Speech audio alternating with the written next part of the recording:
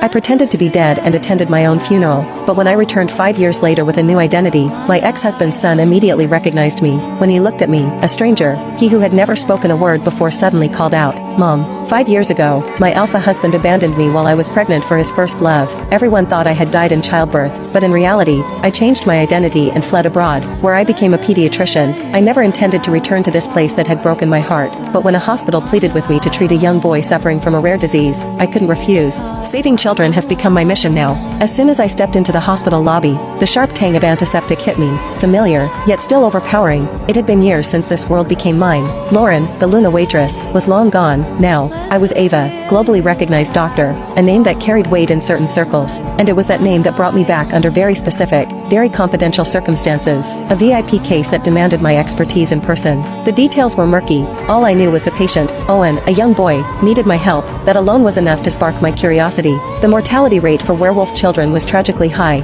Most never made it to see their wolf. That's why Liam and I had poured everything into creating the pediatric center, to give them a shot at life. At the reception desk, I greeted the nurse with a smile, but the nearby doctors weren't exactly discreet. Who just lets any random pretty face into VIP consults now? One muttered, "How skilled can she be?" Another added with a sneer. A third chimed in, "Well, if she's got the alpha king's son's attention, that's a skill." I bit my lip, kept my head high. I was used to this. I'd spent my career walking into rooms full of doubt. Then one of them chuckled, "The kid won't go easy on her just 'cause she's pretty." Troublemaker? That word stuck in my head. Kids didn't act out for no reason. They were always trying to tell us something. I adjusted the strap on my bag and followed the group into the VIP ward. Inside the room, the so-called troublemaker sat in the center, legs crossed, laptop on his knees. Owen couldn't have been more than 5 or 6, dressed in a tiny but sharp suit, dark hair sticking out. There was something unsettlingly grown-up in his demeanor. He barely glanced at us, gave a small nod, then returned to his screen. The doctors hesitated until one leaned in. "What are you working on, kid?" Owen snapped the laptop shut, reached under his chair,